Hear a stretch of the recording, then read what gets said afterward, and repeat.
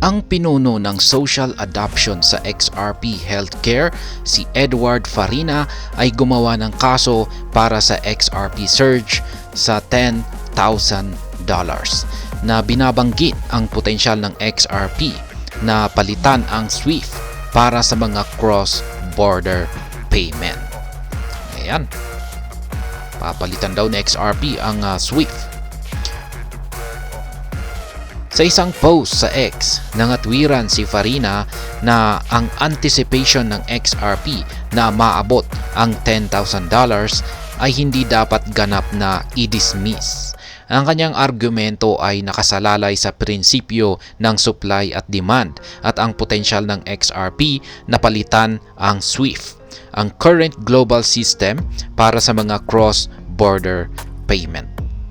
Yan, maaari bang palitan ng XRP ang SWIFT?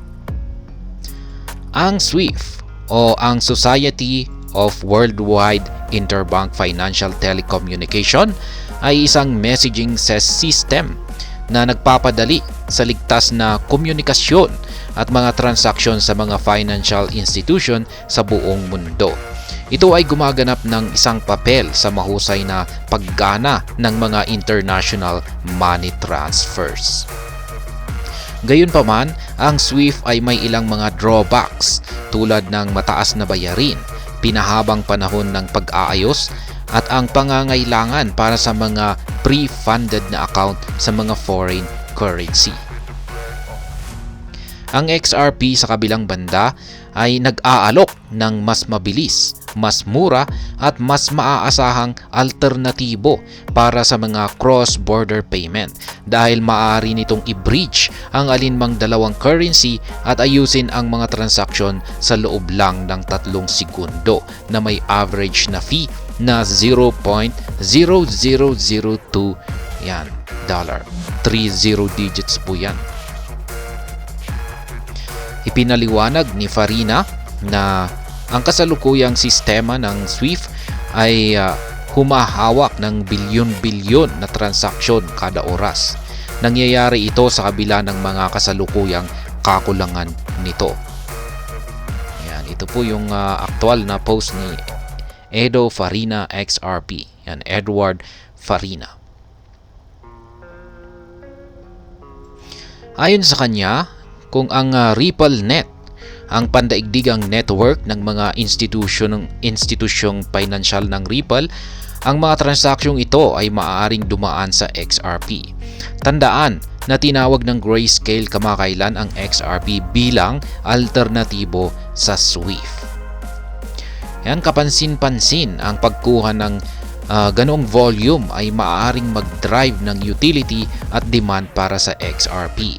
Binigyang diin ni Farina na bagamat napagtanto ng karamihan sa mga tao na ang XRP ay may kakayahang lumaki ng higit sa kasalukuyang posisyon nito, tinitignan nila ang potensyal na paglago ng asset sa isang limitadong anggulo. Yan, ito po yung remark ni Farina. Yan, sabi niya rito ay hindi nila napagtanto na ang mga financial institution ay gumagalaw ng daan-daang trilyon sa buong mundo. Kung ang XRP ay nakakuha ng isang maliit na bahagi nito, ito ay hahantong sa XRP sa unprecedented level. Yan po ang sabi ni Farina.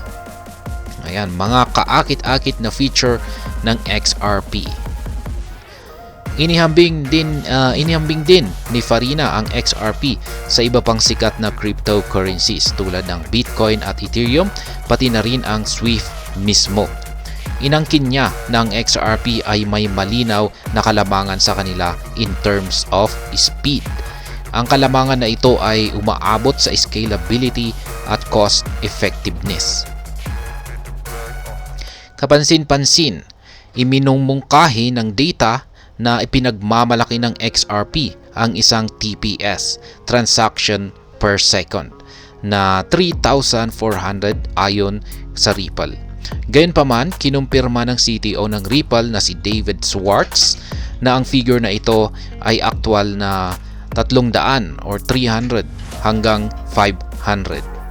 Yan, mas mataas pa rin ito kaysa Ethereum na 29 lamang yung kanyang TPS at iba pang mga kilalang blockchain.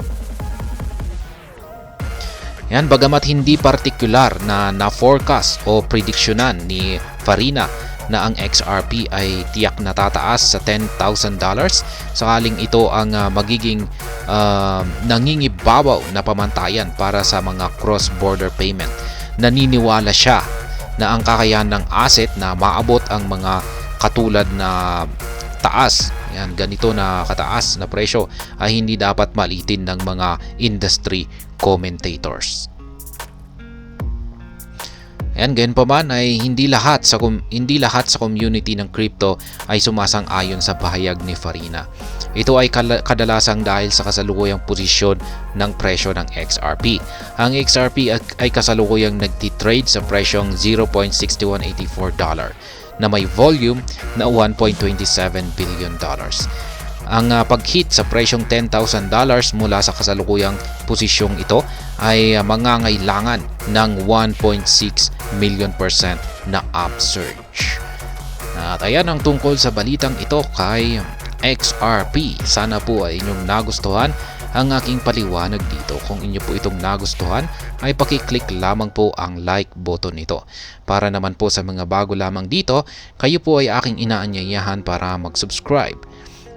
Pakiclick na rin po ang bell icon nito dahil ito po ang siyang magsisilbing notification nito sa mga bago kong videos na akin pong ina-upload sa aking YouTube channel na ito.